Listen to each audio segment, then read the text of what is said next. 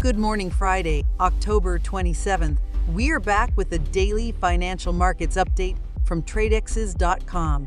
Yesterday was a tough day for the American financial markets, with the major indices experiencing a significant downturn.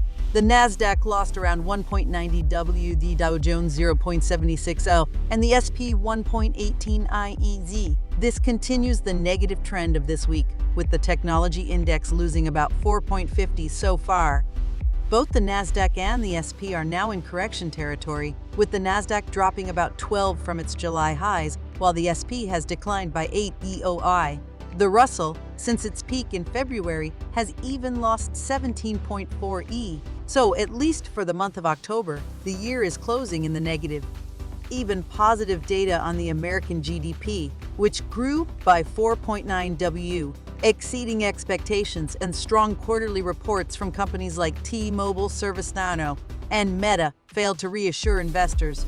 Meta stock dropped by 3.8 due to concerns about high costs associated with virtual reality, which seem to have no end in sight. The forecasts for Meta's next quarter disappointed investors, with expectations of weaker advertising demand. Today, Asian markets experienced a rebound, with the Hang Seng rising by 2.8 and the Japanese Nikkei index up by 1.278. European markets, on the other hand, remained relatively flat. The yield on the 10-year Treasury has stabilized at around 4.85–4.90 after recent volatility. The euro has lost ground against the dollar in recent days, dropping to around 1.50 due to the strengthening dollar. The price of oil has remained stable at around $85 per barrel. Bitcoin and Ethereum have seen price increases this week, with Bitcoin surpassing $28,000, and this morning's futures indicate a positive trend. The Nasdaq is attempting to recover after recent losses, driven by Amazon's outstanding quarterly results, surpassing analysts' expectations with a 26% increase in revenue.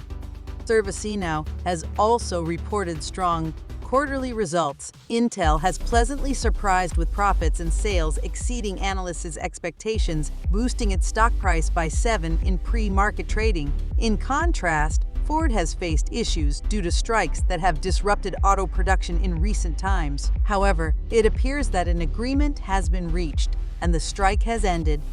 Today, we will see if the markets can exit the correction phase, particularly the Nasdaq. We hope that this Friday can bring a rebound, encouraged by the positive quarterly news. See you on Monday for the next update.